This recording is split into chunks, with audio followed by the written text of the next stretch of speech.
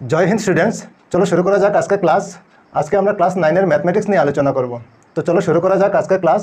দেখে নেই আজকের ক্লাসে কি আছে। তো class 9 mathematics exercise 13.7 question number 6।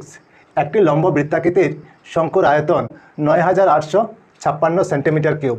যদি ভূমিতলের ব্যাস 28 সেন্টিমিটার হয় তবে নির্ণয় করো নাম্বার 1 শঙ্কুটির উচ্চতা, নাম্বার 2 শঙ্কুটির নতি উচ্চতা, তারপর নাম্বার 3 শঙ্কুটির বক্রপৃষ্ঠের কালি।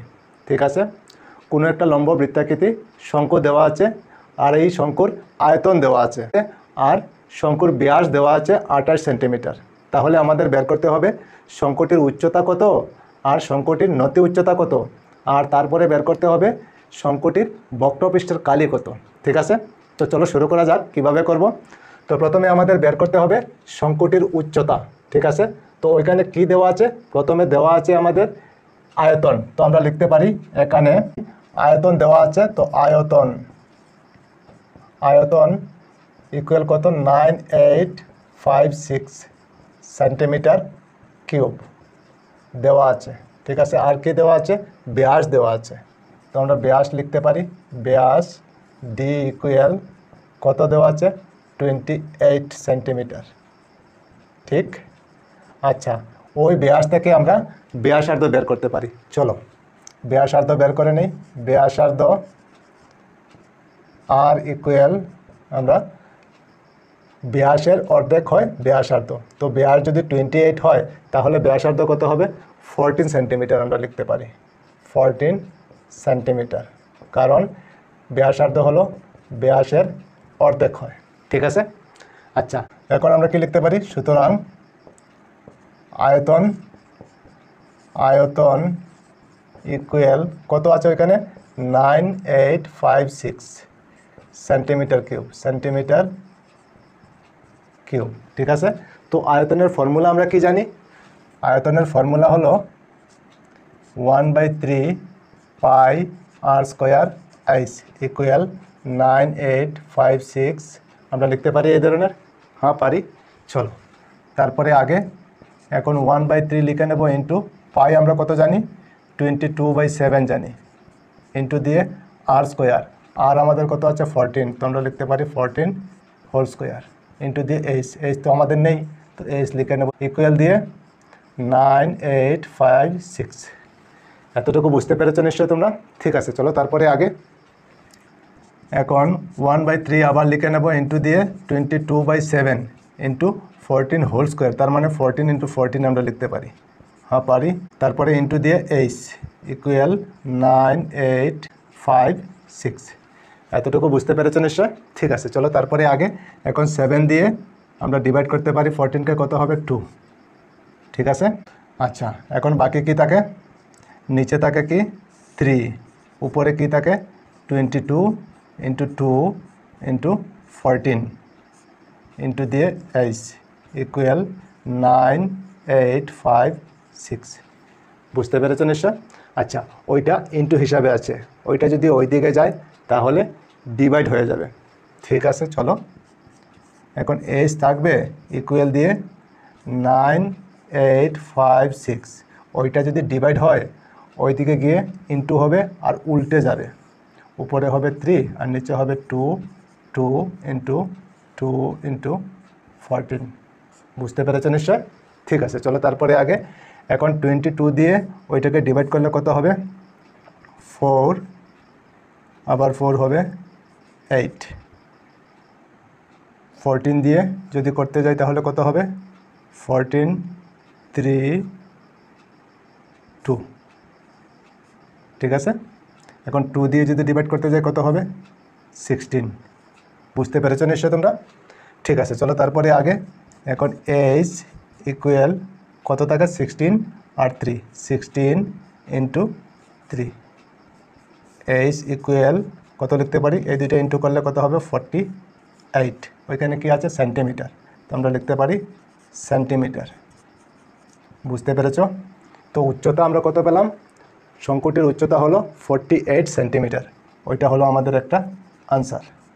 বুঝতে পেরেছো নিশ্চয় তোমরা। ঠিক আছে, চলো তারপরে আগে শঙ্কুটির নতি উচ্চতার ফর্মুলা আমরা কি জানি, সুতরাং নতি উচ্চতা উচ্চতা, আমরা কি জানি নতি উচ্চতা হলো L ইকুয়াল রুট ওভার দিয়ে আমরা কি লিখতে পারি R square plus A square, ওইটা হলো নতি উচ্চতার ফর্মুলা। ঠিক আছে, চলো তারপরে আগে রুট ওভার দিয়ে দেব R স্কোয়ার, আর আমাদের কত আছে 14 আছে, তো 14 হোল স্কোয়ার লিখতে পারি প্লাস দিয়ে A স্কোয়ার, এইচ আমাদের কত আছে 48, তো আমরা লিখতে পারি 48 হোল স্কোয়ার। বুঝতে পেরেছ নিশ্চয়।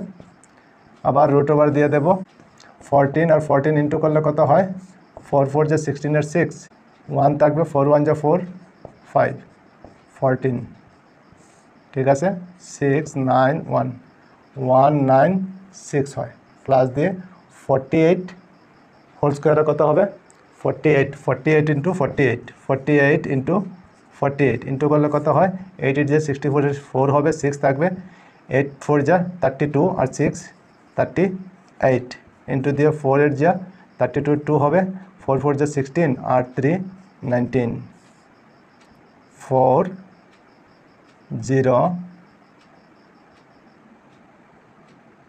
12 13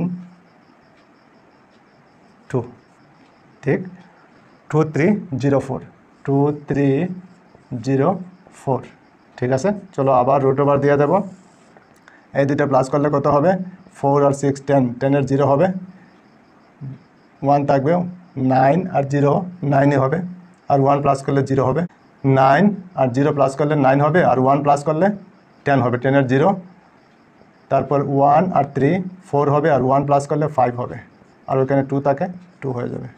বুঝতে পেরেছো নিশ্চয় তোমরা।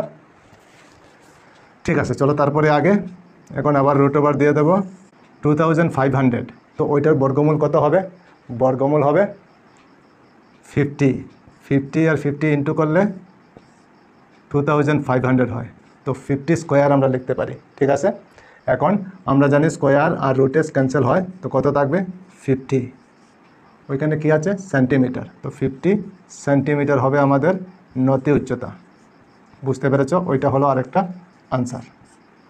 বোঝা গিয়েছে নিশ্চয় তোমাদের। ঠিক আছে, চলো তারপরে আগে এখন শঙ্কুটির বক্রপৃষ্ঠের কালি, শঙ্কুটির বক্রপৃষ্ঠের কালি, বক্রপৃষ্ঠের কালি আমাদের বের করতে হবে। চলো, সুতরাং বক্রপৃষ্ঠের কালি, বক্রপৃষ্ঠের কালি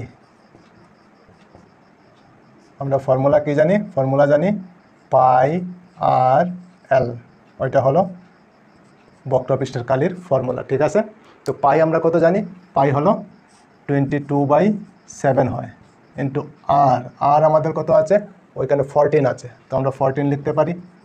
ঠিক আছে, তারপরে এল, এল আমাদের কত আছে ওইখানে 50 আছে, তো আমরা 50 লিখতে পারি 50। ঠিক, এতটুকু বুঝতে পেরেছো নিশ্চয়। ঠিক আছে, চলো তারপরে আগে এখন 7 দিয়ে 14কে আমরা ডিভাইড করতে পারি, কত হবে 2। বুঝতে পেরেছো, এখন বাকি কী থাকে 22 ইন্টু 2 ইন্টু 50। বুঝতে পেরেছো, 22 ইন্টু 2 আর 50 ইন্টু করলে কত হবে 100 হয়ে যাবে। ঠিক আছে, 22 আর 100 ইন্টু করলে কত হবে 2200। ঠিক আছে, ওইখানে কি আছে সেন্টিমিটার, তো আমরা লিখতে পারি সেন্টিমিটার স্কোয়ার। বুঝতে পেরেছো নিশ্চয়, সেন্টিমিটার স্কোয়ার, ওইটা হলো আমাদের আরেকটা আনসার। ঠিক আছে, বক্রপৃষ্ঠের কালি হলো 2200 সেন্টিমিটার স্কোয়ার। তো নিশ্চয়ই তোমরা বুঝতে পেরেছো। তো ঠিক আছে, আজকে এই পর্যন্তই থাক, আবার অন্য কোনো ক্লাসে তোমাদের সঙ্গে দেখা হবে। সবাই ভালো থেকো, সুস্থ থেকো আর মন দিয়ে পড়াশোনা করো। জয় হিন্দ, বন্দে মাতরম।